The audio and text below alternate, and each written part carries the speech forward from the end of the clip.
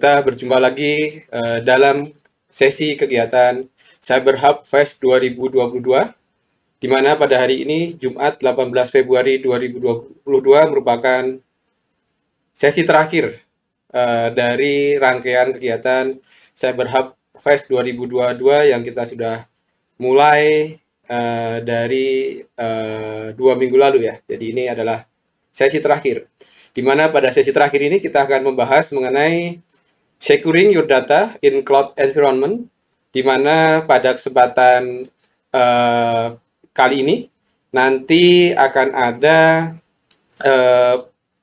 pemateri dari CBN Cloud, yaitu Mas Ricky Hendra. Beliau adalah Senior Security Engineer dari CBN Cloud.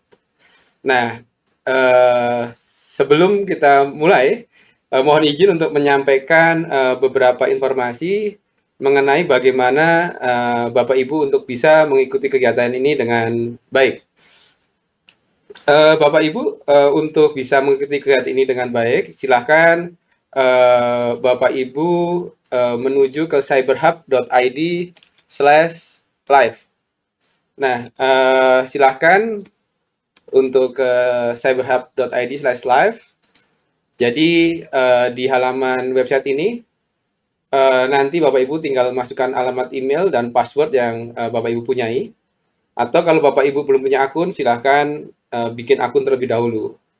Nah, buat Bapak Ibu yang bergabung lewat platform streaming kami yang lain, baik itu mungkin LinkedIn, Facebook, ataupun kanal streaming yang lain, silahkan untuk menuju ke sini, karena hanya yang nanti mengikuti kegiatan dari platform ini yang akan mendapatkan sertifikat dan juga nanti bisa mendownload materinya. Nah, nanti Bapak Ibu tinggal login, mohon maaf, nanti Bapak Ibu tinggal login ke cyberhub.id/live ya. Kemudian mengisikan tadi username dan password seperti berikut ya. Bapak Ibu tinggal login. Nah, kalau sudah berhasil login sebagai peserta, nanti akan ada informasi seperti ini, dan saya di sini belum terdaftar di acara ini gitu ya. Jadi saya pilih daftar kegiatan.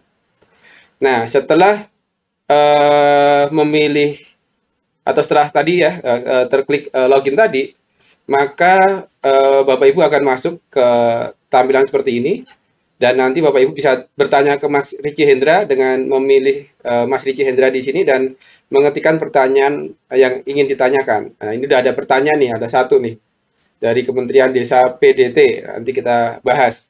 Nah, nanti pertanyaan-pertanyaan yang ada akan kita bahas dalam sesi tanya-jawab setelah materi dipaparkan oleh Mas Ricky. Dan apabila Bapak Ibu ingin mengetahui update-nya, bisa klik tombol refresh di sini. Dan saat ini sudah ada 232 orang yang mengikuti webinar dari platform ini. Nah, demikian informasi yang bisa saya sampaikan dalam kesempatan kali ini untuk mengawali kegiatan kita. Oh ya, saya juga ingin mengucapkan terima kasih kepada Badan Cyber dan Sandi Negara yang telah berkenan untuk berkolaborasi dalam rangkaian kegiatan Cyber Hub Fest dari awal sampai akhir, kepada CBN Fiber yang telah mendukung koneksi internet yang ada, sehingga koneksi internet selama pelaksanaan Cyber Hub Fest 2022 ini tidak ada kendala. Terima kasih juga kepada Acara Seru yang telah menyediakan platform untuk pelaksanaan webinar ini. Dan terima kasih juga kepada semua pihak yang telah membantu pelaksanaan Cyber Hub Fest 2022 sampai pada hari terakhir kali ini. Nah, untuk menyingkat waktu, langsung aja kita akan berdiskusi dengan Mas Ricky. Ini Mas Ricky Hendra ya, Mas Ricky Hendra. Untuk Mas Riki Hendra. Mungkin bisa kita overview dulu sebelum paparan nih. Kita mau ngapain nih Mas hari ini Mas? Silakan Mas Riki. Selamat siang. Selamat siang. Terima kasih kepada Pak Alek. Salam kenal dan juga untuk para peserta workshop atau Saber Hub Fest 2022. Pada hari ini juga salam kenal. Terima kasih sudah diberikan kesempatan untuk sharing session tentang bagaimana kita securing data di cloud environment. Jadi pembahasan kali ini itu lebih bagaimana kita mengamankan data-data kita jika kita mempunyai sebuah cloud environment, baik itu public ataupun private, karena beberapa belakangan ini banyak terjadi seperti kebocoran data, terus adanya situs-situs yang dihack. Nah, itu juga menjadi perhatian kita bagaimana kita melakukan pengamanan data di environment kita. Jadi pada kali ini saya juga akan sharing session apa aja sih tanggung jawab kita ketika kita melakukan mempunyai cloud, apakah itu cloud private, terus apakah cloud itu cloud public, apa itu cloud storage. Terus bagaimana kita melakukan pengamanan baik dari sisi aplikasi ataupun juga dari sisi cloud-nya sendiri. Terus langkah-langkah apa aja, best practice apa aja yang harus kita lakukan dalam pengamanan data kita yang berada di cloud itu. Begitu Pak Alek.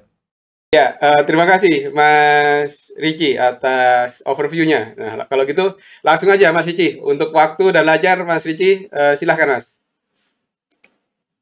Oke, terima kasih. Jadi kali ini kita akan membahas bagaimana itu securing data in cloud environment. Jadi sekedar preview, nama saya Riki Hendra. Saya merupakan senior security engineer di CBN Cloud, punya pengalaman lebih dari 10 tahun lebih lah di informasi teknologi, khususnya di bidang security. Jadi profesi saya saat ini adalah selain sebagai senior security engineer, saya juga seorang penetrating tester dan juga digital forensik. Jadi itu mungkin sekilas profil saya yang bisa saya share. Jadi beberapa tahun belakang ini dengan meningkatnya COVID, terus dengan diterapkannya sistem kerja dari rumah atau work from home, itu penggunaan cloud sangat meningkat sekali, baik dari secara personal ataupun dari perusahaan. Itu peningkatannya itu akan sangat signifikan, di mana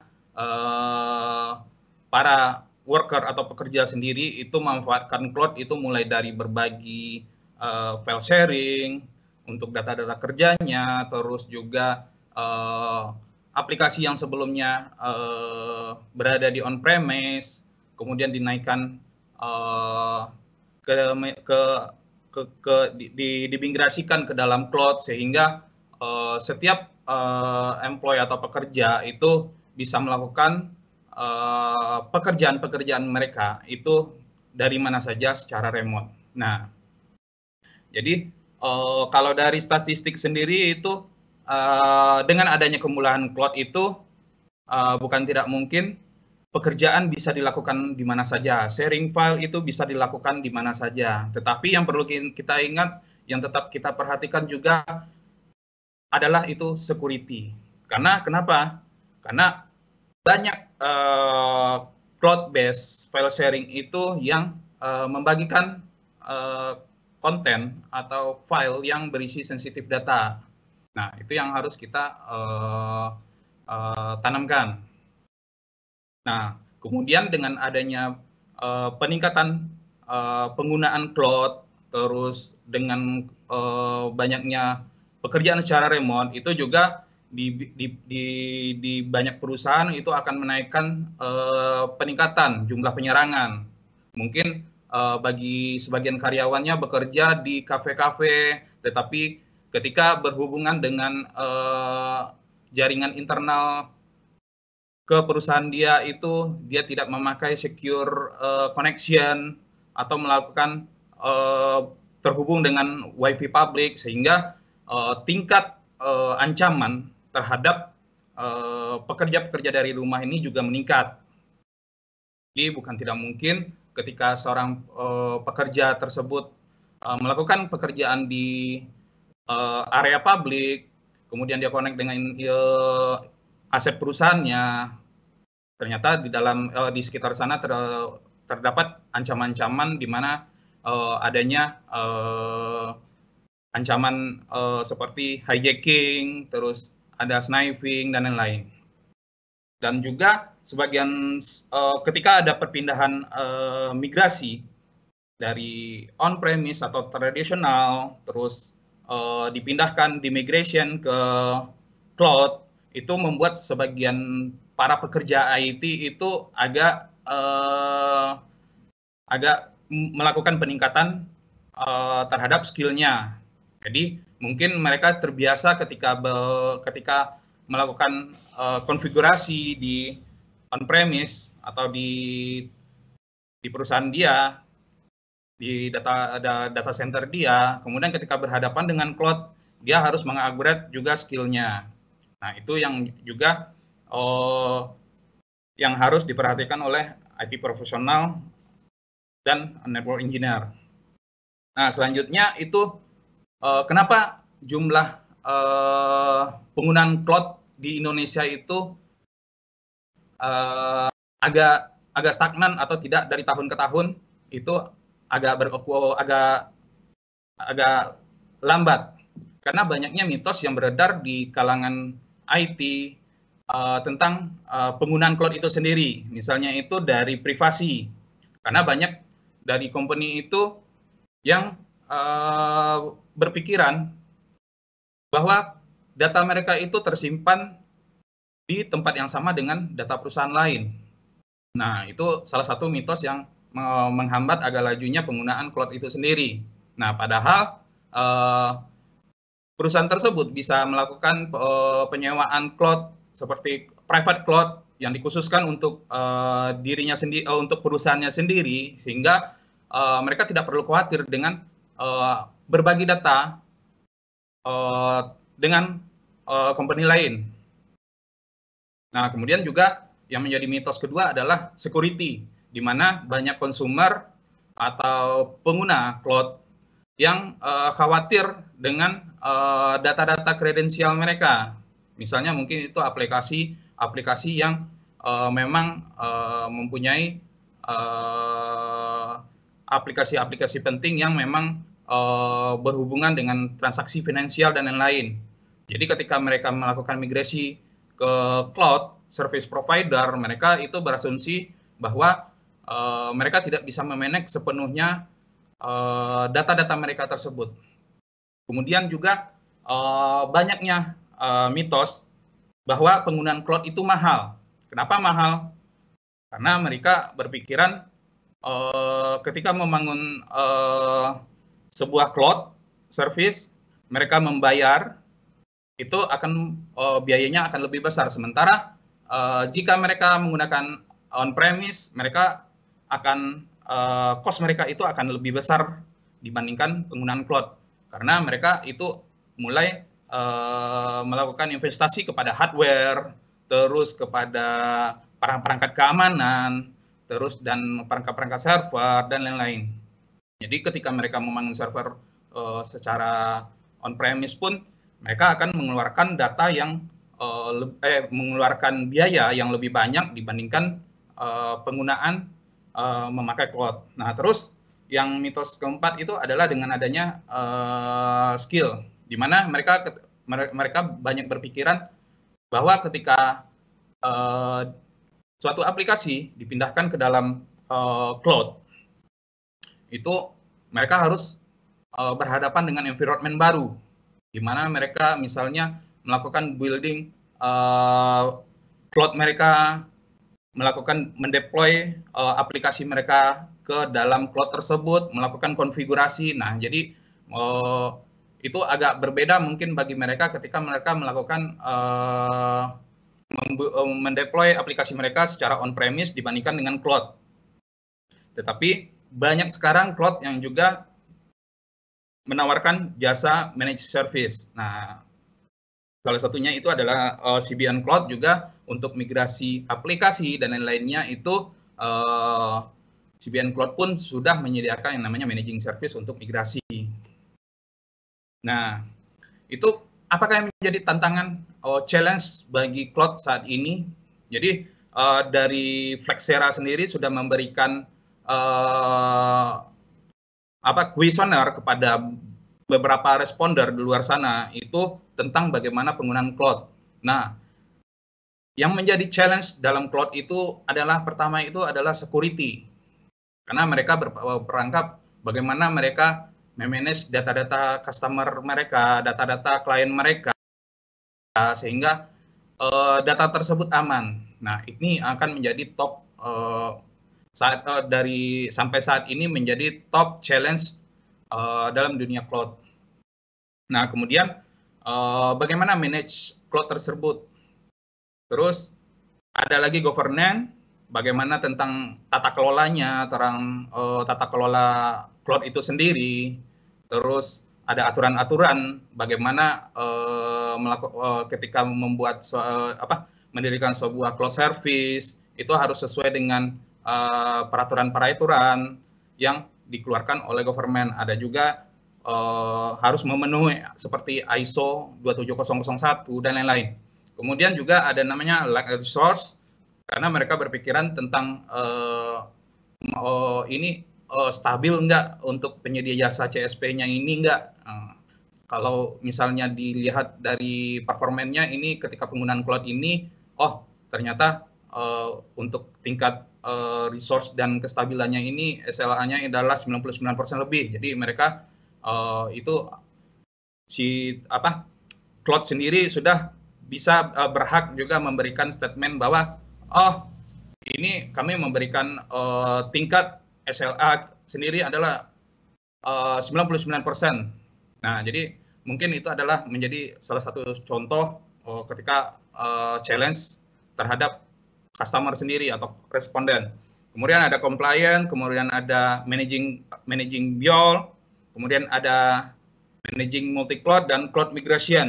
Jadi yang memang jadi perhatian sampai saat ini itu adalah dalam cloud challenge itu adalah yang pertama security, karena di mana-mana ataupun yang dari persorangan itu sangat sangat aware bagaimana supaya aplikasi mereka itu aman ketika ada di cloud tersebut. Nah, selanjutnya itu mengenai responsibility atau tanggung jawab model dalam penggunaan cloud. Nah, di dalam penggunaan cloud itu sendiri itu ada dibagi 4. Nah, untuk tanggung jawab responsibility model, misalnya untuk di customer dan CSP atau cloud service cloud provider itu biasanya ada dibagi misalnya untuk di on-premise itu si customer atau user itu bertanggung jawab dengan akses application, runtime, dan operating system, virtual machine, komputer, network, dan storage. Jadi mereka itu ketika ada di on-premise, mereka bertanggung jawab terhadap mulai dari data aplikasi dan lain-lainnya. Sementara ketika mereka melakukan subscription di infrastruktur, itu mereka akan bertanggung jawab terhadap data akses, aplikasi, runtime, terus ada operating system dan virtual machine. Sementara di pihak cloud provider sendiri itu dia bertanggung jawab bagaimana menyediakan computingnya, networknya supaya jaringannya aman, kemudian storage dan lain-lain. Jadi dalam responsibility model ini tiap-tiap pengguna itu juga akan dihadapkan pada tanggung jawab. Kemudian juga ada yang namanya platform as service, itu di mana si user sendiri itu akan bertanggung jawab kepada data dan aksesnya, kemudian application. Sementara di pihak cloud provider sendiri itu dia juga bertanggung jawab terhadap runtime-nya, operating system di cloud-nya, terus virtual machine-nya, terus bagaimana dengan networking dan storage-nya. Kemudian juga ada juga penyedia yang software as service, di mana customer bertanggung jawab hanya pada data dan akses. Sementara untuk application, runtime, operating system, virtual machine, computing, dan networking, serta storage itu adalah tanggung jawab dari cloud service provider. Nah, jadi inilah bagian-bagian yang bagi para penyedia cloud, bagaimana pembagian tanggung jawab antara si user sendiri dan cloud service provider sendiri. Nah, jadi itu semua tergantung kepada layanan mana kita pakai, apakah kita memakai infrastruktur as service, atau platform as service, apa software as service, atau kita melakukan ke secara on-premise atau private cloud. Nah, jadi kita teruskan lagi untuk customer sendiri. Mereka itu sangat bertanggung jawab data, customer data. Terus juga dia bertanggung jawab terhadap platform application. Terus dia juga bertanggung jawab pada identity access management. Kemudian juga terhadap operating system, customer juga bertanggung jawab. Ini adalah contoh bagaimana seorang customer melakukan tanggung jawab apa-apa aja sih yang menjadi tanggung jawab si customer ini di dalam public cloud responsibility mobile. Kemudian dari pihak penyedia platform cloud atau cloud service provider sendiri, itu tanggung jawabnya di bagian mana aja. Bagaimana dia menyediakan region atau data centernya, kemudian juga menyediakan database, bagaimana pengamanan database-nya, kemudian juga dari sisi storage, kemudian dari sisi networking juga itu adalah perhatian dari CSP sendiri atau cloud service provider. Nah, nanti kita akan membahas bagaimana sih securing data sebagai customer kita dan apa-apa aja langkah-langkah best practice yang harus kita lakukan. Nah, jadi di cloud sendiri itu apa sih yang terbesar ancaman security-nya? Nah, mungkin yang selama ini tahu yang sering kita dengar beberapa belakang ini adalah kebocoran data, ada aja breach, situs A kena compromise, situs B kena compromise, kemudian datanya dijual. Nah, itu penyebabnya itu rata-rata di cloud itu apa sih? Nah, 68% itu menurut security insider yang report 2020 itu adanya kesalahan misconfiguration atau pada cloud platform. Nah, mungkin dari sisi konfigurasi dan hardening-nya terdapat adanya kesalahan config. Nah, jadi 68% 8% ancaman di cloud itu adalah adanya misconfiguration. Nah, di mana ketika melakukan deploy sebuah cloud, baik itu secara publik ataupun private ataupun itu merupakan hybrid cloud, mereka adanya kesalahan konfigurasi, sehingga ketika adanya threat, nah adanya threat, terus dia memanfaatkan atau bisa mengeksploitasi terhadap konfigurasinya. Misalnya yang sering terjadi saat ini adalah misalnya kayak file sharing, terus file sharing itu tidak sengaja di-set up oleh publik, kemudian adanya file upload. File upload ini merupakan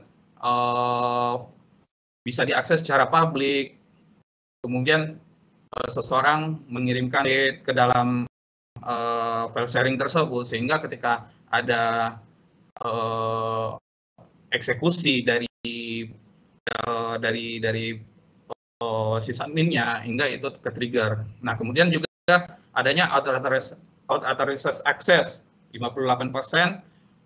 Ancaman di cloud itu adalah masalah unauthorized access. Di mana misalnya banyak contoh, misalnya adanya akses yang tidak aman yang bisa dimanipulasi. Nah, jadi kalau misalnya dalam dunia security sendiri itu misalnya kita merequest suatu aplikasi cloud, kemudian kita melakukan tampering, terus atau kita melakukan brute force ke dalam halaman panel loginnya, kemudian kita mendapatkan akses karena dia memakai misalnya password yang gampang ditebak. Nah, hingga si threat actor ini mendapatkan akses ke dalam cloud panelnya. Nah, dari sana dia melakukan pendalaman atau pendalaman terhadap akses ke mesin-mesin cloud tersebut. Kemudian misalnya juga yang lebih banyak sekarang itu misalnya menggunakan akses dari service-service misalnya FTP atau SSH, kemudian yang tidak dilakukan maintain atau hardening, sehingga ketika cloud itu bisa diakses publik, maka itu threat actor itu akan melakukan scanning untuk mendapatkan akses ke dalam cloud itu sendiri. Kemudian juga 52% itu adanya permasalahan di dalam API. Nah, ini yang menjadi perhatian saat ini karena banyak mobile application seperti mobile application atau desktop application yang menggunakan API sebagai untuk proses pengambilan dan pengiriman datanya. Nah, kebanyakan di saat ini di dalam cloud, misalnya banyak terjadi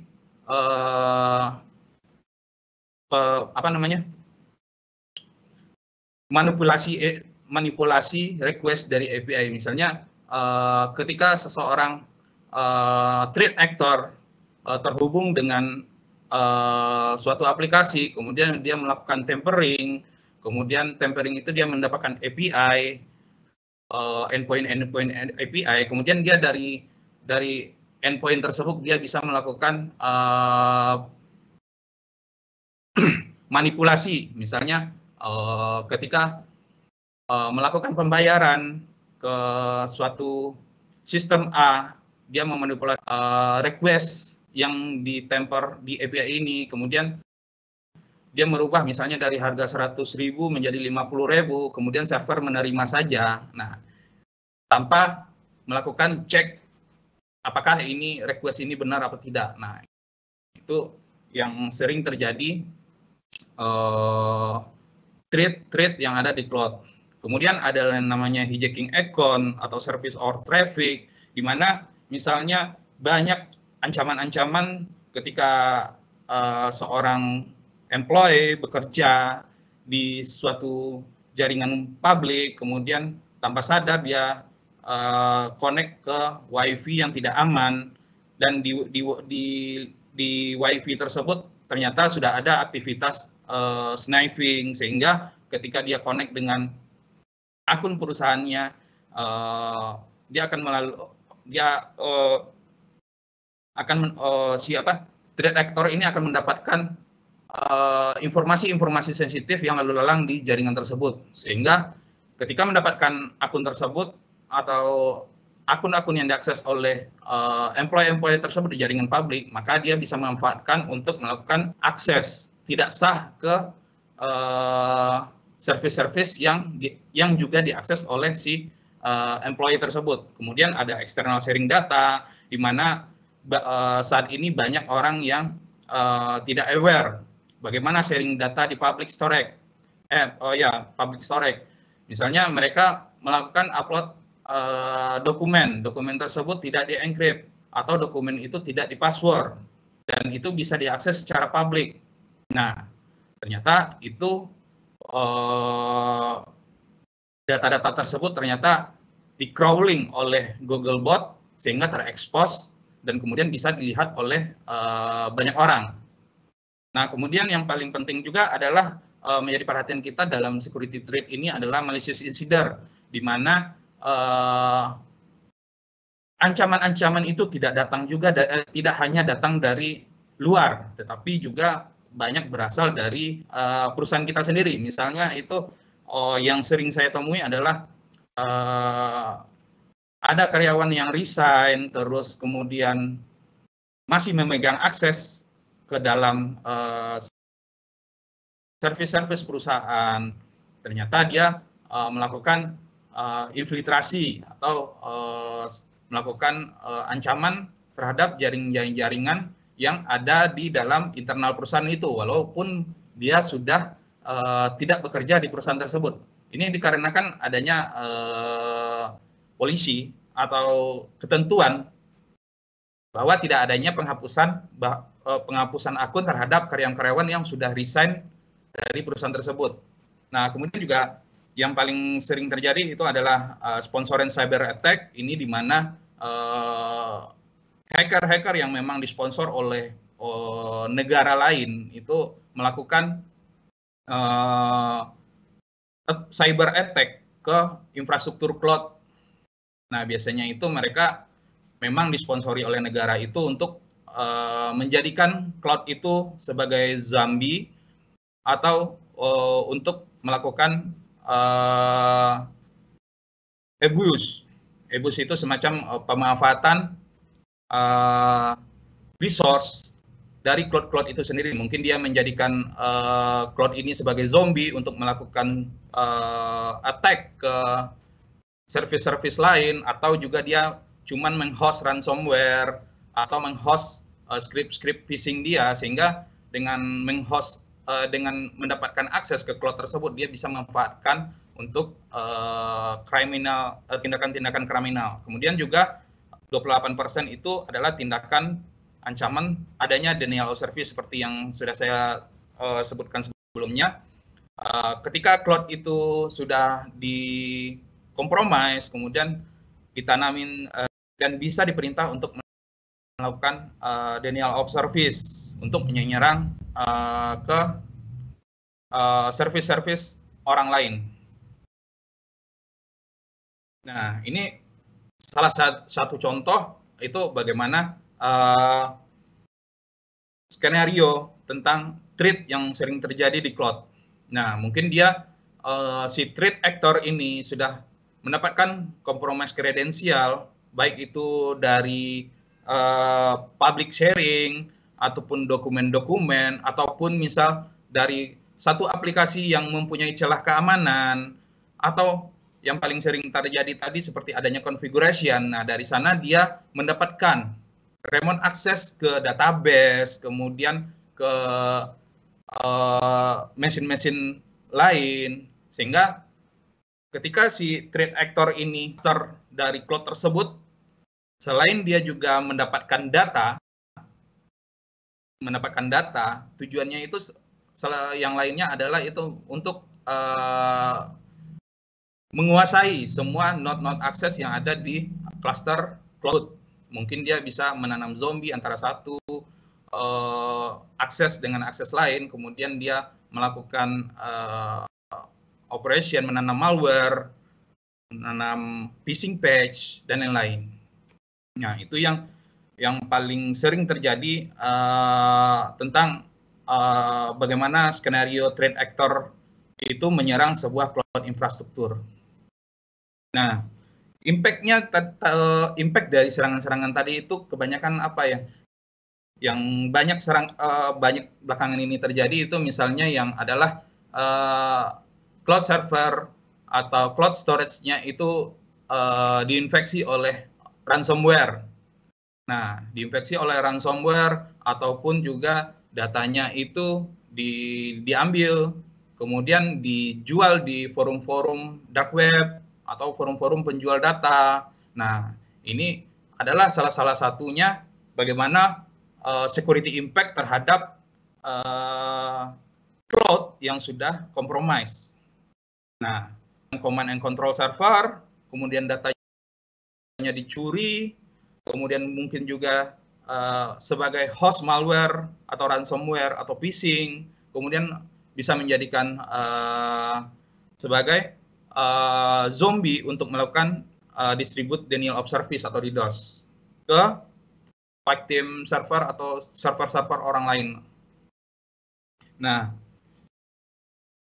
jika kita sudah mengetahui bagaimana ancaman-ancaman yang sering terjadi, terus ancamannya apa aja, kemungkinan ancaman apa aja yang terjadi di cloud environment kita, terus bagaimana kita mencegahnya. Nah, jadi kita akan lanjut bagaimana best practice-nya mengamankan baik dari sisi application ataupun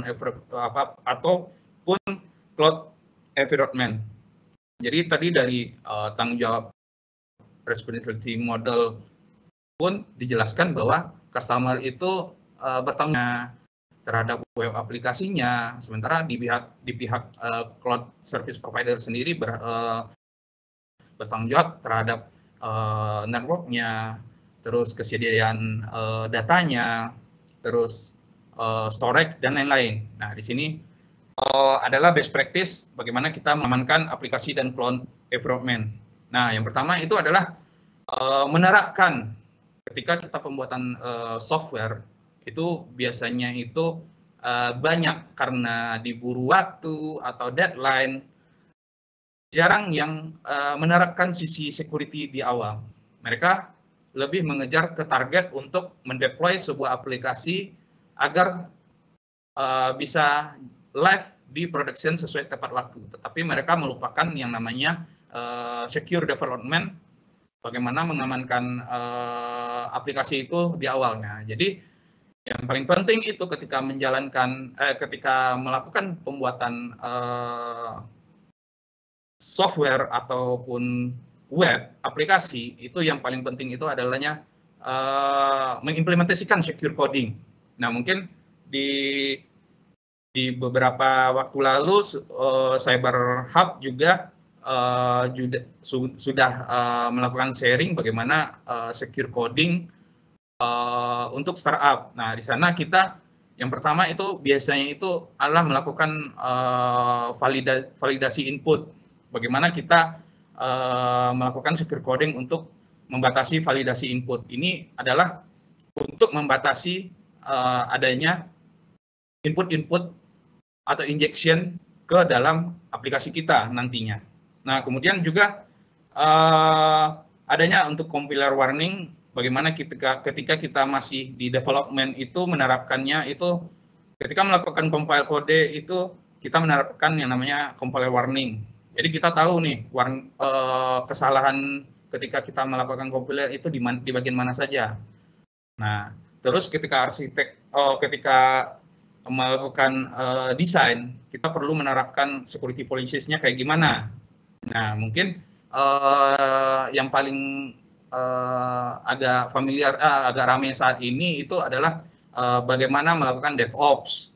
Nah, melakukan secure coding ketika sudah aplikasinya sudah selesai, kemudian dia melakukan push ke repositorinya, akan melewati sebuah mesin sensor, di mana nanti juga mesin sensor itu akan menganalisa, mereview kode-kode yang di-push oleh employee tadi atau programmer tadi. Nah, ketika ada sebuah pattern pada kode tersebut bahwa ini kodenya tidak aman, kemudian akan ditampilkan bug. Nah, kemudian akan diberitahukan kepada programmer tadi atau pembuat aplikasi tadi di bagian mana saja itu yang bermasalah, di line kode berapa aja itu akan masalah. Nah, kemudian juga ketika melakukan kita harus melakukan sanitasi data ketika kita mengirim data-data tersebut ke sistemnya. Nah, jadi apapun permintaan data ketika berhadapan dengan beda environment atau sistem yang lain, itu kita harus memikirkan juga bagaimana semua data tersebut itu bisa terkirim dan tersanitasi tanpa ada modifikasi dari pihak lain. Jadi yang perlu kita perhatikan adalah secure coding, dan kita juga menerapkan bagaimana kita review kode dengan static aplikasi security testing. Nah, selanjutnya itu ketika aplikasi sudah terdeploy dan masih di dalam tahap developing, nah yang perlu kita perhatikan adalah ada bagian testing. Nah, bagian testing ini biasanya itu adalah memanfaatkan yang namanya penetration testing atau vulnerability assessment terhadap aplikasi-aplikasi yang sudah dijalankan, yang sudah dideploy, yang sudah dideploy dan berada di development server. Nah, secara berkala kita melakukan testing apakah masih mempunyai kerentanan terhadap web aplikasi tersebut ataupun tidak. Nah, jika masih mempunyai, akan melakukan patching dulu. Melakukan patching apa aja sih dari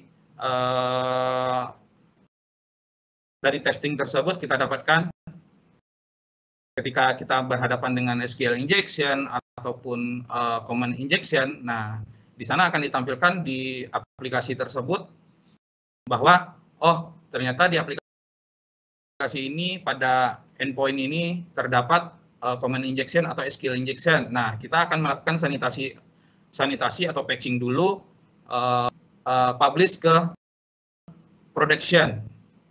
Nah, ketika semua sudah diremediasi, di patching dan di fixing semua kode-kode tersebut, nah baru production server. Nah, jadi ini dari sisi customer sendiri pun dia harus memikirkan bagaimana dia melakukan pengamanan terhadap aplikasinya dulu. Nah, selanjutnya itu dari sisi cloud server sendiri. Nah, apa yang harus kita lakukan? Nah, kita harus melakukan hardening dan patching terhadap cloud kita. Itu kita harus membuat schedule patching. Mungkin karena ada beberapa isu, misalnya mendadak kita lakukan patching lebih di awal. Nah, itu yang harus kita lakukan ketika kita sudah mempunyai cloud environment yang ada di CSP sendiri. Kemudian kita pas software tersebut update, apakah service-service misalnya kayak Apache, terus MySQL dan lain-lainnya itu sudah terupdate late version atau version terakhir. Kemudian kita juga disable juga akun-akun yang mungkin saja itu tidak pernah kita buat di dalam cloud environment kita. Nah, kemudian kita juga implementasi tentang access control dan memberikan administration routine proses terhadap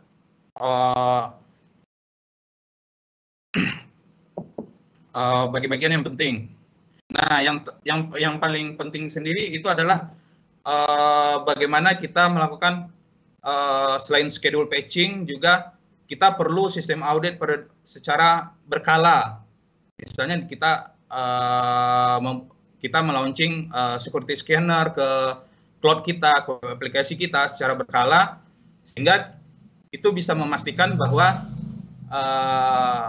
itu sudah software kita itu tidak mempunyai adanya celah keamanan, baik itu dari sisi aplikasi ataupun yang dari cloud sendiri.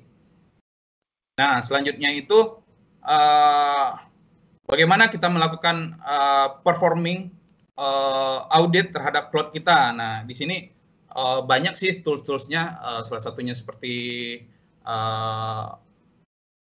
Akunetic, kemudian juga adanya untuk audit cloud infrastruktur sendiri kita bisa menggunakan Nessus. Nah, di sana kita melakukan audit dan review configuration terhadap cloud yang sudah kita deploy tadi. Apakah itu sudah sesuai dengan ketentuan yang ada di template-nya si Nessus misalnya, kemudian kita bisa cek apakah sesuai dengan standar-standar keamanan yang ada di untuk cloud itu sendiri. Nah, jika belum, nanti kita bisa melakukan remediasi, terus bisa melakukan patching agar semua ketentuan tentang infrastruktur atau review configuration itu bisa 100% patched. Nah, selain itu, apa yang harus kita lakukan untuk mengamankan dari sistem aplikasi kita? Nah, kita juga harus mengerti dan menerapkan tentang data encryption. Bagaimana kita melakukan transfer data dari on-premise ke cloud service, apakah itu melewati jaringan internet, ataukah itu melewati VPN yang telah kita buat. Nah, itu harus melalui yang namanya secure connection dengan menerapkan untuk penerapan data encryption. Nah, misalnya dengan dari API itu juga disetting agar hanya IP tertentu saja yang bisa mengakses ke cloud service. Terus untuk data transfer itu harus transit via secure layer atau SSL. Kemudian itu untuk mencegah adanya intercept terhadap jaringan-jaringan yang berada antara di on-premise ke cloud service sendiri. Nah, selanjutnya itu adalah bagaimana menerapkan identity dan access management terhadap baik terhadap cloud service sendiri ataupun terhadap aplikasi sendiri. Nah, jadi mungkin bagi banyak organisasi itu beranggapan untuk proteksi terhadap private data cloud itu memungkinkan, tetapi tetap kita harus menerapkan jangan sampai adanya celah dari human. Nah, misalnya yang sering terjadi itu adalah adanya akses kepada public atau private directory. Jadi kita harus memberikan access management terhadap yang public directory yang mana, yang private directory di mana, karena banyak yang saat ini terjadi ketika seorang mendevelop aplikasi, kemudian terdapat sebuah directory yang memang berisi kredensial itu terekspos secara publik. Jadi itu bisa diset untuk access manajemennya tidak bisa diakses oleh orang lain dan hanya untuk kalangan tertentu atau untuk sysadmin aja. Nah, kemudian kita juga harus mengatur yang namanya role account.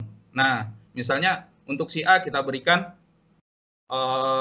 akses sebagai level user, si B kita berikan akses sebagai user editor. Nah, kemudian jangan sampai role account ini dari user itu bisa melakukan penaikan hak akses secara ilegal menjadi admin. Nah, itu harus kita perhatikan juga.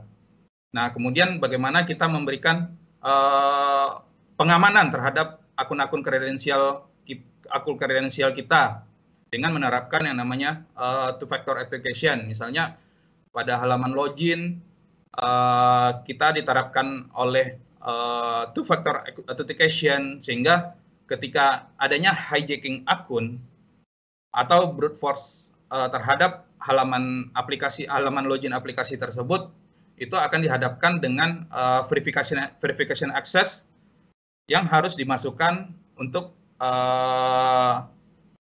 melakukan penyesuaian apakah benar ini orang ini adalah mempunyai hak akses sah atau tidak.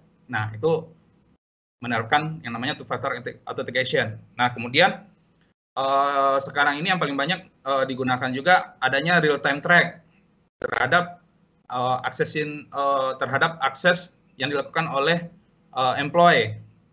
Nah, apakah itu dari nomor IP, terus masuknya jam berapa, terus akun siapa yang masuk. Nah, itu perlu dibuatkan yang namanya real time track.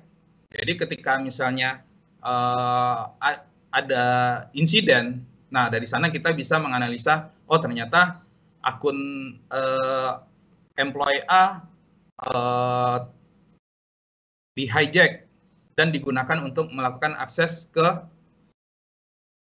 dalam service-service atau dalam aplikasi yang kita punya. Nah, itu pentingnya kita menerapkan yang real time track. Kemudian yang paling penting dalam manage access itu adalah untuk menghapus semua akun dan akses ketika seorang employee itu sudah tidak bekerja lagi di sana. Nah, karena banyak yang terjadi, treat yang sering terjadi itu adalah ketika karyawan tersebut sudah keluar atau tidak bekerja di suatu perusahaan, tapi dia masih mempunyai akses terhadap cloud itu sendiri. Nah, jadi yang perlu kita perhatikan itu adalah mendestroy semua akun akses terhadap employee bekas karyawan yang sudah tidak bekerja di sana. Kemudian kita merubah akses-aksesnya, merubah akses baik itu yang sering diakses oleh publik ataupun yang secara internal di perusahaan. Nah, kemudian bagaimana kita melakukan implementasi terhadap backup? Ya, amin ya. Kalau misalnya terjadi insiden ketika ada cloud server kita yang compromise, kemudian kita masih bisa recovery dengan backup kita. Yang sering terjadi itu adalah yang saat ini sering terjadi dan paling marak itu adalah ransomware. Nah, tahu-tahu data server storage kita di-infect oleh ransomware, semua datanya sudah di-encrypt dan kita masih punya backup di cloud atau data server database-nya ke-encrypt oleh ransomware, tapi kita masih punya di mana di cloud. Nah, ini pentingnya bagaimana kita melakukan implementasi untuk keamanan data, untuk melakukan backup secara berkala, kemudian melakukan sinkronisasi data tersebut ke cloud server yang lain untuk meminimalisasi adanya cyber attack. Nah, yang untuk selanjutnya itu adalah bagaimana kita memonitoring semua aset kita. Misalnya kita punya suatu perusahaan mempunyai punya banyak aset dan itu tidak bisa kita hafal satu-satu. Kita perlu suatu platform untuk monitoring semua aset kita. Nah, mungkin bisa menggunakan seperti yang sering banyak digunakan seperti Wazoo atau Splunk untuk monitoring aset dia. Apakah ada insiden pada aplikasi-aplikasi dia atau tidak. Nah, dari sana kita bisa memonitoring terhadap aset-aset kita dan melakukan analisis terhadap event-event secara real time, apakah benar adanya attack apa enggak. Nah, jadi kita bisa menggunakan platform di cloud sendiri. Nah, yang paling penting itu adalah bagaimana kita mengupdate tentang informasi keamanan. Nah, yang sering terjadi yang ramai belakangan ini ketika akhir tahun kemarin itu adalah adanya Log4j. Log4j ini adalah suatu vulnerability pada aplikasi Java, kemudian itu berimpact kepada banyak service. Nah, kita perlu update tentang berita-berita tentang keamanan itu, misalnya update dari mailing list, kemudian security isunya kita dapat dari Twitter, yang sering dapat sih di Twitter, kemudian dari news yang ada ataupun dari berbagai sosial media lainnya. Nah, itu yang harus kita penting ketika kita dihadapkan tentang adanya celah keamanan yang memang baru rilis, kita harus update untuk melakukan hardening dan patching ke cloud environment atau cloud environment yang kita kelola. Nah, mungkin sekian sharing-sharing saya hari ini. Terima kasih untuk para peserta, dan Pak Alek, saya serahkan kembalikan kepada Pak Alek. Terima kasih. Oke, terima kasih Mas Ricci atas paparannya yang sangat menarik sekali. Untuk berikutnya kita akan melihat. Pak Alek, suaranya ya. tidak kedengaran. Oh iya, oke, sudah jelas Mas sekarang? Oh iya. Ya, oke. Ya, untuk berikutnya kita akan masuki sesi tanya jawab, di mana kita akan melihat apa saja pertanyaan yang sudah muncul di platform cyberhelp.id/live ya. Nah, buat Bapak Ibu silahkan untuk bertanya lewat platform tersebut, di mana kita akan bahas dan kita akan nanti mendengarkan jawaban dari Mas Ricci. Nah, kita akan mulai untuk melihat beberapa pertanyaan yang sudah ada di sana. Kita mulai dari yang pertama.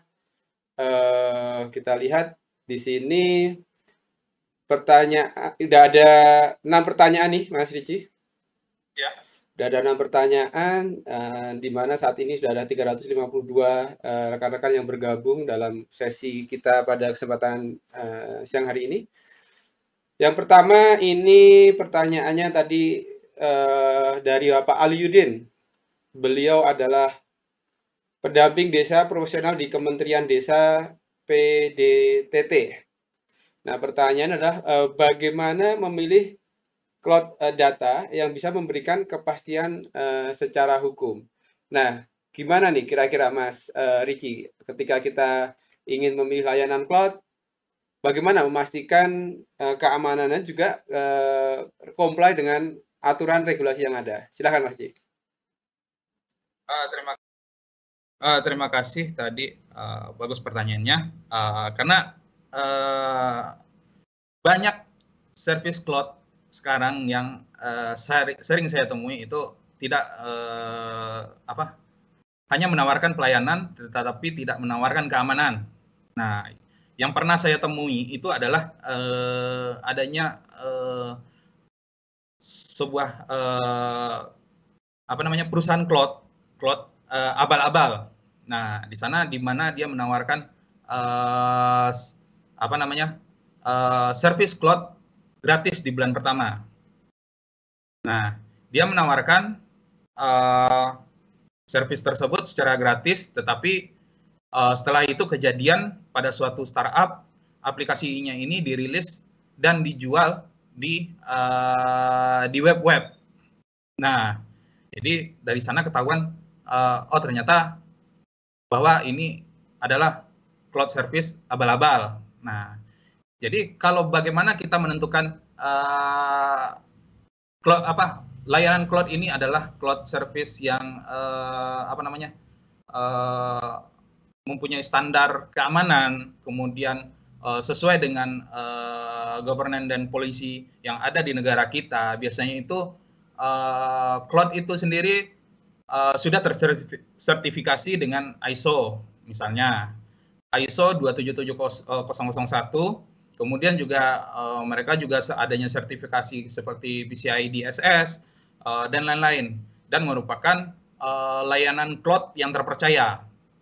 Nah, untuk Indonesia sendiri layanan cloud terpercaya itu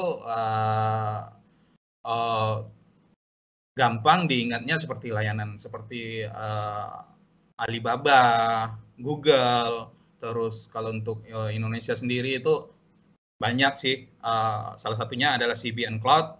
Jadi CBN Cloud sendiri sudah mempunyai sertifikasi ISO 27701 untuk standar keamanannya dan juga PCI DSS.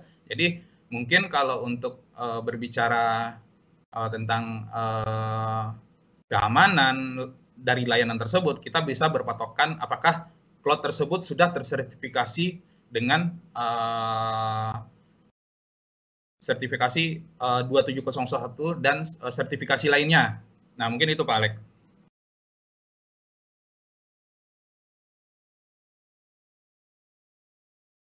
Oke, terima kasih Mas Vici atas penjelasannya. Jadi perlunya memastikan ini ya, mungkin lebih ke compliance dan juga ya tadi mungkin lebih ke credibility dari layanan cloud provider yang kita pilih gitu ya. Jadi seolah-olah kayak kita milih jodoh gitu ya. Jadi harus benar-benar yang apa ya, yang ya kita bisa pelajari dengan baik, kemudian kita bisa pastikan comply dengan regulasi yang ada dan juga punya reputasi yang baik gitu ya, kurang lebih ya Mas Ici ya. Oke, berikutnya pertanyaannya dari Mas Herdaru Danur Doro. Beliau adalah mahasiswa di Universitas Mercu Buana. Pertanyaannya adalah, apa saja masalah keamanan yang ada pada cloud computing dan bagaimana cara mengatasi kendala tersebut? Nah, gimana nih Mas Ricci? Apa saja dari pengalaman Mas Ricci nih yang mungkin dari pengalaman yang paling ekstrim atau mungkin yang ya sebagai cloud provider gitu ya? Pastikan juga banyak hal-hal yang terjadi gitu ya di sana ya. Mungkin bisa ceritakan Mas Ricci, silakan. Kalau untuk yang sedang tren yang saat ini itu rata-rata itu cloud provider itu sering mengalami yang namanya cyber attack itu adalah adanya kesalahan konfigurasi yang seperti saya jelaskan tadi. Nah, itu impact-nya itu akan berada di cloud. Dari kesalahan aplikasi yang dibikin oleh developer itu akan juga berimbas kepada cloud service provider sendiri. Nah, yang paling sering ketemu itu adalah pemanfaatan resource cloud itu sendiri untuk crypto mining. Nah, jadi mungkin si track actor ini sudah compromise dengan cloud ini karena masuk lewat aplikasi yang di-deploy oleh developer ini, kemudian dia menanamkan yang namanya crypto mining. Crypto mining ini adalah sebuah aplikasi di mana dia akan menguras resource cloud ini untuk menghasilkan yang namanya cryptocurrency seperti Bitcoin, altcoin dan lain-lain. Nah, itu yang paling sering terjadi saat ini dan juga nomor 2-nya itu adalah melakukan host malware. Melakukan host malware di mana di host malware ini cloud ini akan dimanfaatkan sebagai CNC, command and center. Nah, kemudian resource-nya itu akan dipakai untuk melakukan abuse atau untuk melakukan distribute denial of service ke service-service pengguna lain. Nah, itu kira-kira yang sering terjadi pengalaman ini, Pak Alek. Oke, terima kasih Mas Cici. Oke, jadi pengalamannya ya dari sisi cloud provider pasti lebih banyak pengalamannya. Ya, oke. Berikutnya ini pertanyaan dari kita bacakan yang berikutnya dari Bapak Hendrawan Aprilia Asari. Beliau adalah staf di Diskon Infotik Kabupaten Brebes ya. Pertanyaannya adalah untuk sebuah aplikasi on-premise dan cloud itu murah yang mana gitu. Jadi kalau di-compare nih Mas antara katakanlah kita bangun aplikasi, kita bikin di on-premise dengan yang di cloud itu murah mana? Dan kemudian lebih aman mana? Mungkin saya tambahin ya, sama kira-kira lebih efisien yang mana dalam pengelolaannya gitu. Oke, Mas Cici, kira-kira gimana tuh Mas? Silahkan Mas. Kalau dibandingkan untuk cost mendeploy sebuah aplikasi dengan menggunakan on-premise, kemudian ketika dibandingkan dengan penggunaan cloud itu sendiri, itu mungkin akan lebih cost-nya akan lebih terjangkau ketika dibanding penggunaannya itu dideploy untuk penggunaan cloud. Karena ketika on-premise kita akan otomatis membutuhkan yang namanya perangkat-perangkat hardware. Kita melakukan investasi ke perangkat-perangkat, misalnya seperti VPN, firewall, kemudian storage buat server dan lain-lain. Nah, sementara untuk resource yang lain kita juga perlu perhatikan dari bagaimana dari segi maintenance-nya. Sementara kalau untuk cloud computing sendiri, apalagi jika kita menggunakan yang namanya managed service private cloud itu mungkin hanya memerlukan satu resource saja untuk melakukan pengeluaran cost atau biaya untuk cloud sendiri. Jadi kita tidak ada mempunyai tidak melakukan pengeluaran biaya terhadap aset-aset lain seperti firewall dan lain-lain, karena itu banyak yang sudah disediakan oleh cloud service provider sendiri.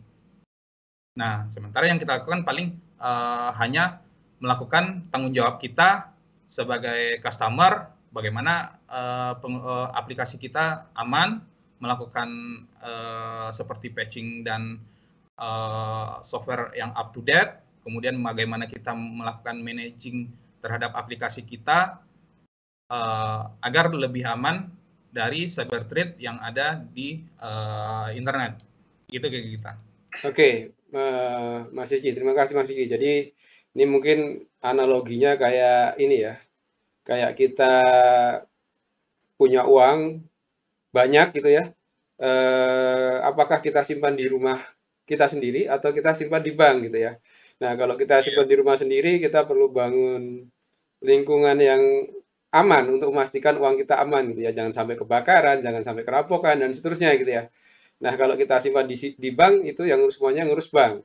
Keamanannya dan seterusnya yang ngurus bank. Kita juga tidak perlu mikirin satpam untuk jagain uang kita kalau di rumah gitu ya. Tapi kalau di bank bank sudah punya responsibility untuk bagaimana memastikan uang kita aman dengan standar-standar yang bagus, comply dengan regulasi dan seterusnya gitu ya.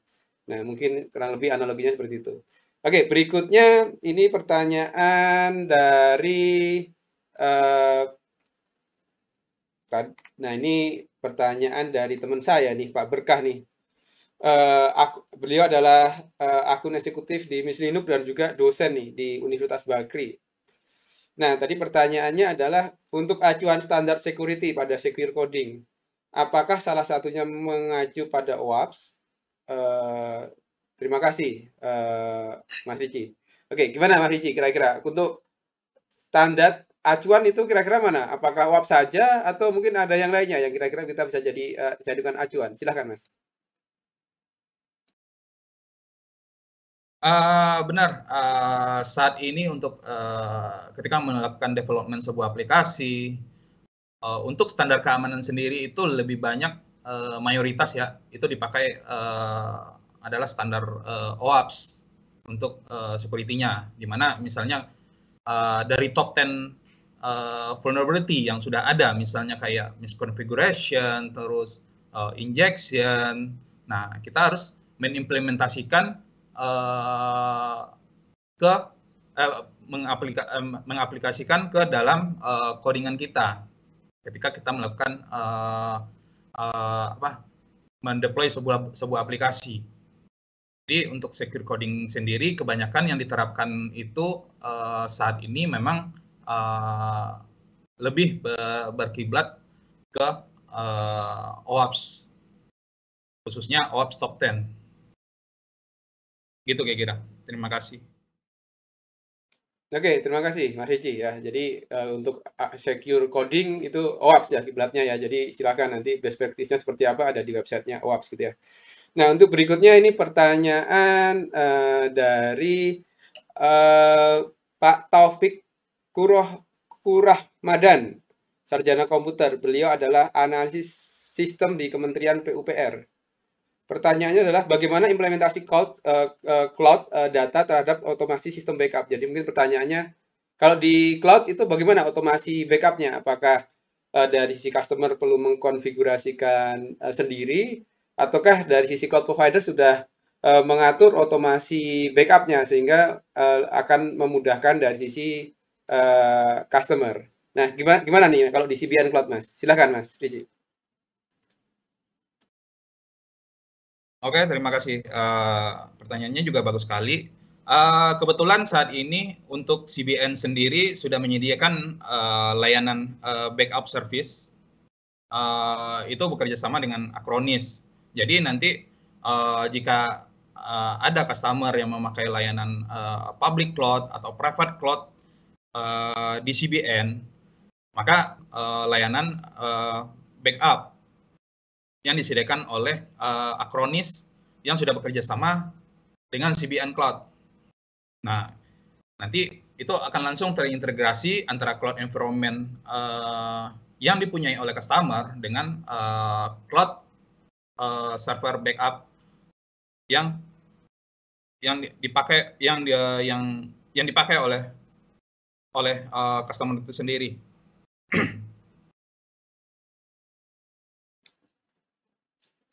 Oke, terima kasih Mas Ricci.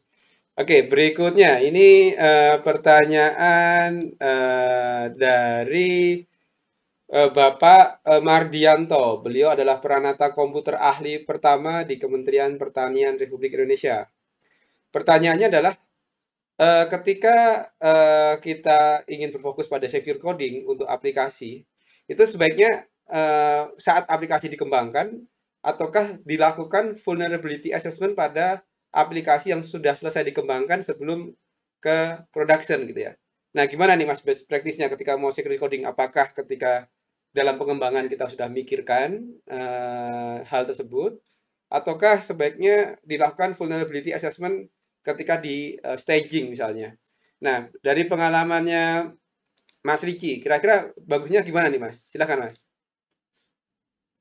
Kalau untuk penerapan secure coding itu biasanya itu banyak yang diterapkan di awal.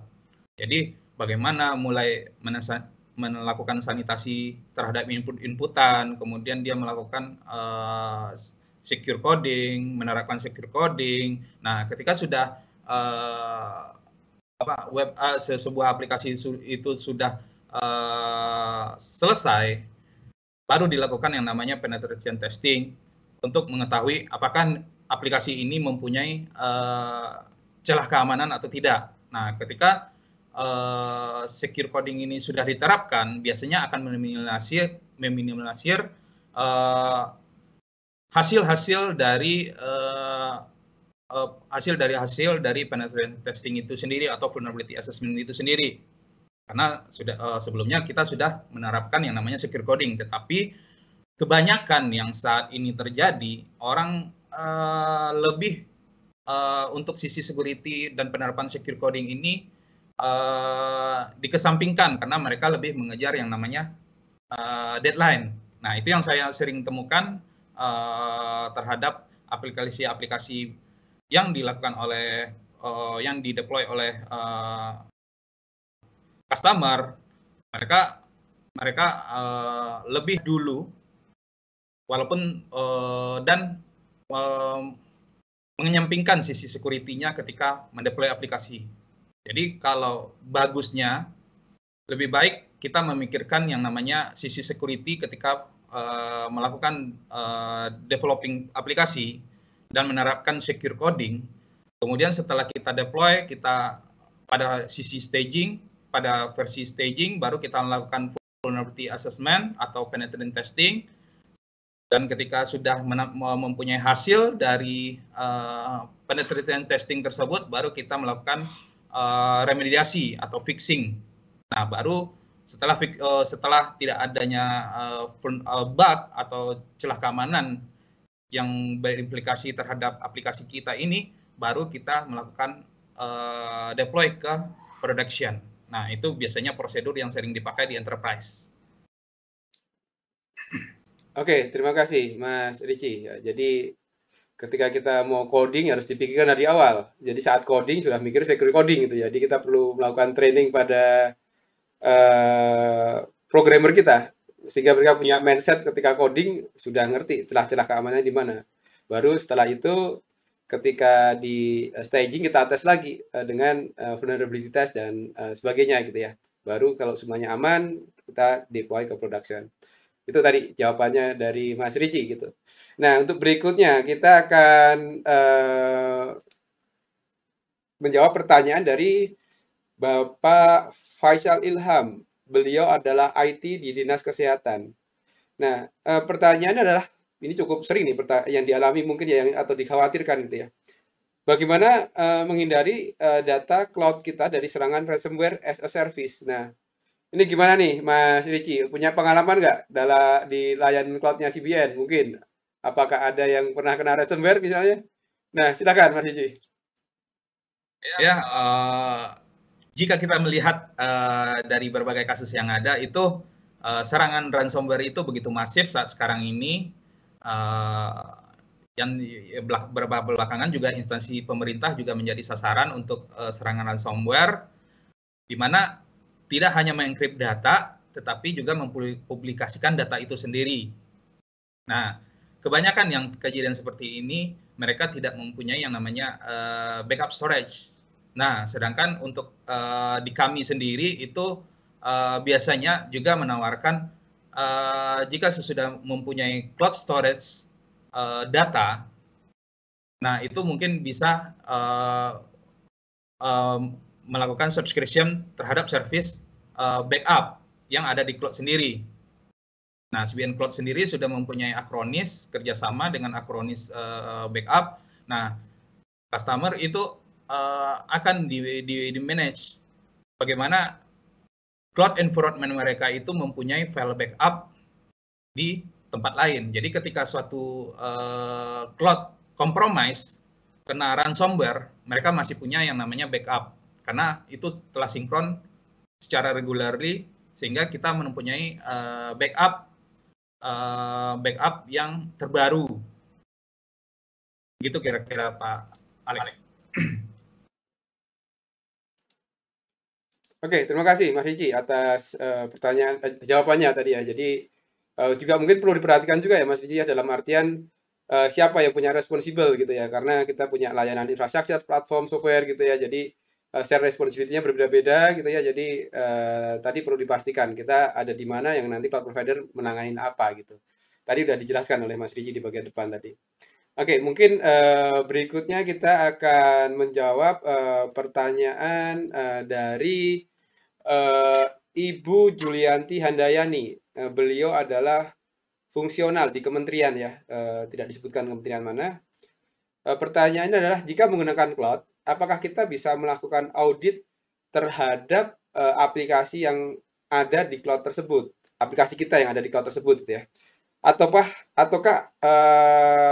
kita bisa meminta dokumen terkait keamanan yang menjamin aplikasi yang kita simpan di cloud tersebut aman gitu ya. Nah, gimana nih Mas Ricci? Apakah kita bisa untuk melakukan audit sendiri, ataukah kita juga bisa meminta dokumen kepada cloud provider terkait keamanan dari layanan cloud yang akan digunakan? Silakan Mas Ricci.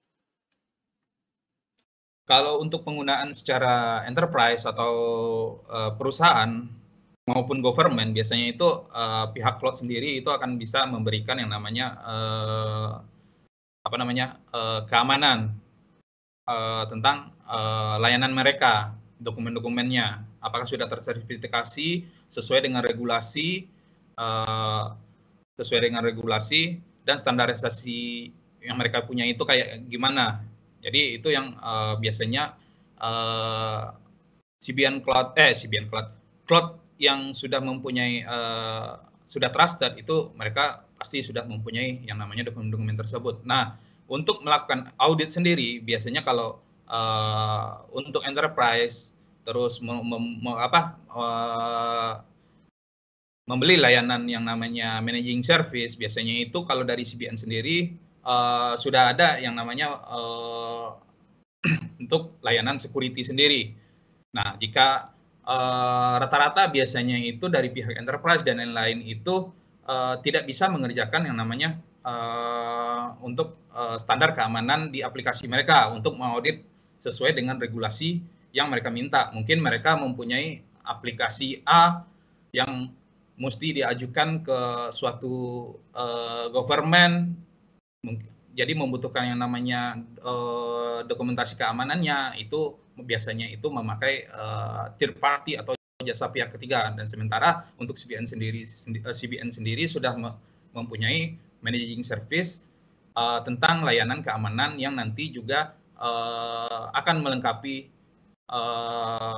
beserta dengan dokumen-dokumen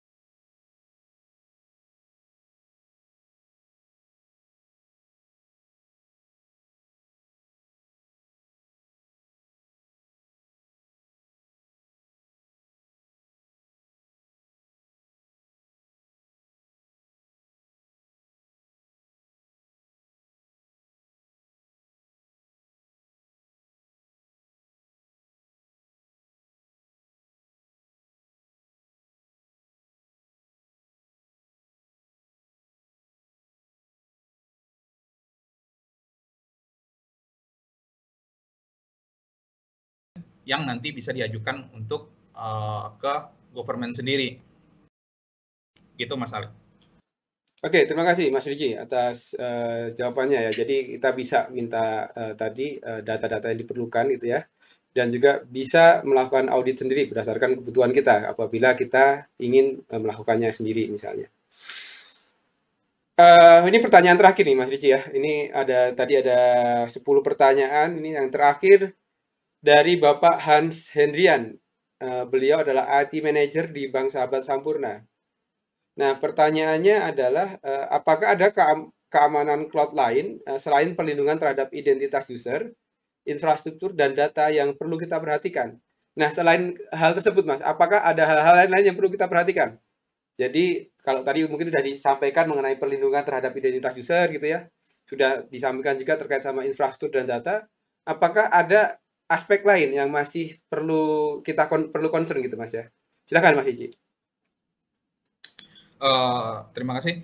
Kalau untuk kita concern ke sana tentang perlindungan data, biasanya itu dari pihak provider sendiri juga sudah menyediakan yang namanya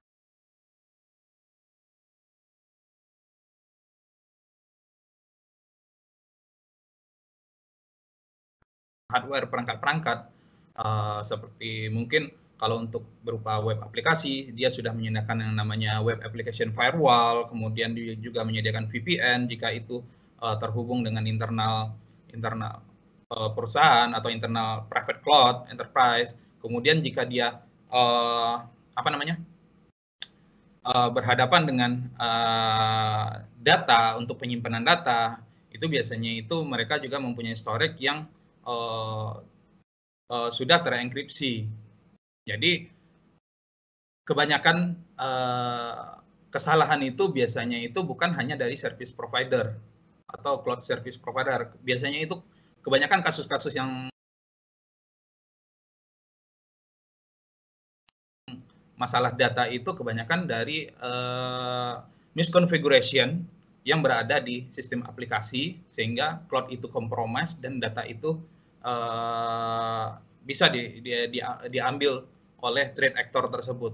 Nah, yang biasanya makanya saya terangkan tadi best practice-nya itu bagaimana kita mengamankan dari sisi aset kita dulu sebagai pemegang aplikasi tersebut. Ketika aplikasi kita sudah aman, kita sudah mengimplementasikan yang namanya secure coding, kita sudah melakukan yang namanya penetration testing dan vulnerability assessment. Nah, ketika dia deploy ke public cloud atau private cloud itu sudah meminimalisir yang namanya adanya serangan terhadap cloud itu sendiri, sehingga meminimalisir juga adanya compromise terhadap cloud itu sendiri. Jadi kalau untuk masalah data itu ya kita kadang-kadang nggak bisa ngomong karena ketika dari sisi provider sendiri sudah menerapkan keamanan data sesuai dengan regulasi dan dengan polisi yang ada, tetapi dari sisi aplikasi ternyata masih bermasalah. Nah, makanya data tersebut sering breach atau compromise di cloud provider itu sendiri. Gitu Pak Alex. Oke, Mas Riji, terima kasih banyak atas semua jawabannya. Tadi kita sudah menjawab 10 pertanyaan yang ada, dan juga kita sudah berdiskusi kurang lebih 1,5 jam nih sampai sore hari ini. Nah, Bapak Ibu, sekedar mengingatkan, nanti buat Bapak Ibu yang ingin mendownload sertifikat ya, ini mungkin pertanyaan-pertanyaan yang sering muncul. Gimana caranya download sertifikat gitu ya. Nah, supaya untuk memastikan Bapak Ibu nanti bisa mendownloadnya dengan lancar, mohon izin ini saya sampaikan informasinya lagi gitu ya. Nah, Bapak Ibu bisa ke cyberhub.id setelah login ya, nanti ke halaman profil. Nah, di halaman profil ini nanti akan ada semua event yang telah kita ikuti ya, jadi semuanya sudah ada sertifikatnya ya. Jadi buat Bapak Ibu yang ingin mendownload semua sertifikatnya, semuanya sudah ada. Ini dari sertifikat kita yang pertama, event pertama, sampai di event kita yang terakhir pada kesempatan sore hari ini gitu ya. Jadi karena kita telah datang, jadi kita bisa download. Nah, jadi kalau belum datang, nah ini yang jadi masalah. Kalau belum datang, pastikan saat webinarnya live itu ke cyberhub.id/live gitu ya. Karena kalau tidak tercatat telah datang, maka tidak akan bisa download sertifikat. Nah, untuk download sertifikat, tinggal klik di sini. Nah, kemudian ini karena kita membutuhkan kuesioner, Bapak Ibu harapannya bisa mengisi kuesioner yang bisa memberikan masukan untuk kami supaya kami bisa menyiapkan atau menjadikan acara-acara kami berikutnya menjadi lebih baik gitu ya. Jadi di sini silakan untuk ngisi jajak pendapat. Nah, ini tadi ada pertanyaan, apakah Anda tertarik dengan solusi dari CBN Cloud? Jika tertarik, apakah boleh dari CBN menghubungi Bapak Ibu gitu ya. Kalau boleh, klik ya, klik jawab. Nah, terus berapa lama Anda mengikuti sesi webinar ini? Ini kalau misalnya sampai selesai gitu ya. Kita isi. Nah, apakah Bapak Ibu punya kesulitan dalam menggunakan platform webinar CyberHub? Kalau ada kesulitan, sampaikan ya. Kalau tidak, pilih tidak. Dan nanti kalau kesulitannya bisa dideskripsikan dalam form berikutnya gitu ya. Nah, bagaimana rangkaian pelaksanaan kegiatan CyberHub Fest 2022? Nah, ini silakan nanti kira-kira mana pilihannya Bapak Ibu. Kalau misalnya sangat bagus, pilih sangat bagus. Nah, kemudian di sini kita ada Telegram group CyberHub yang ada di Telegram. Nah, ini Bapak Ibu bisa bergabung. Nanti lewat link ini tinggal diklik ya, terus bergabung ke Telegram grupnya. Nah, kemudian kalau tertarik ya silahkan jawab ini. Terus kemudian kalau ada masukan, saran untuk pelaksanaan kegiatan berikutnya silahkan dimasukkan di sini. Terkait juga misalnya ada kesulitan yang dialami, ataupun ada kendala-kendala teknis yang dirasakan gitu ya, silahkan dituliskan di sini sehingga nanti bisa kami review untuk perbaikan kegiatan-kegiatan kami berikutnya. Nah, jadi masukan saran di sini. Oke. Kalau sudah, nanti akan muncul tombol untuk melakukan cetak sertifikat. Ini cetak sertifikat. Nah, sebelum cetak sertifikat, nah mohon bantuan nih untuk subscribe ke channel CyberHub Indonesia. Nah, silahkan ini nanti di-subscribe. Jangan lupa pencet loncengnya juga. Jadi kalau ada kegiatan-kegiatan di CyberHub Indonesia, nanti Bapak Ibu bisa ternotifikasi gitu ya. Nah, kalau sudah, ini tinggal cetak sertifikat.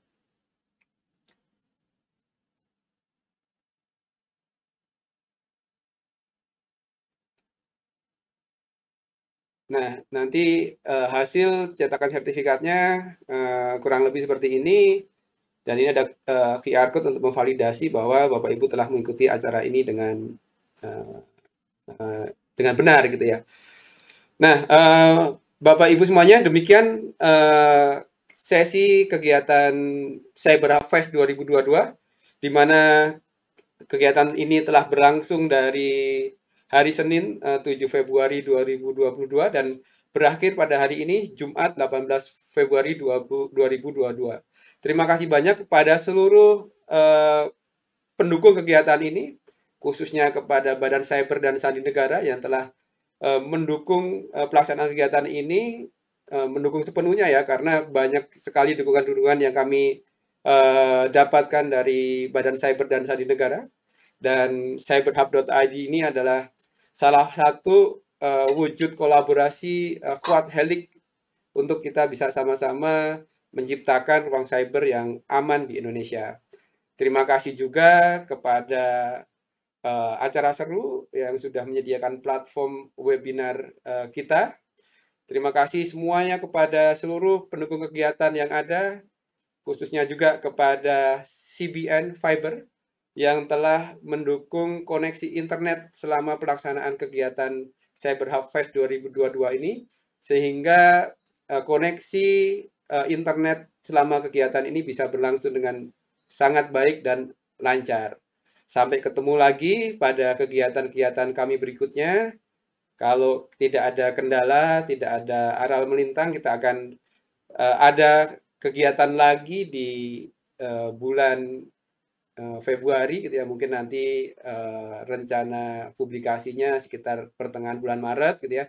Jadi silahkan stay tune terus di cyberhub.id atau di event.cloudcomputing.id gitu ya.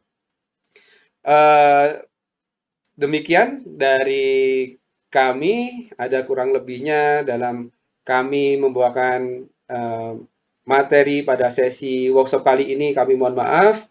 Mohon maaf juga apabila ada kekurangan dari kami dalam pelaksanaan kegiatan Cyber Hub Fest 2022 ini. Sampai ketemu lagi pada kegiatan-kegiatan berikutnya. Akhir kata, wassalamualaikum warahmatullahi wabarakatuh. Sampai ketemu lagi. Terima kasih. Oke, terima kasih Pak Alex.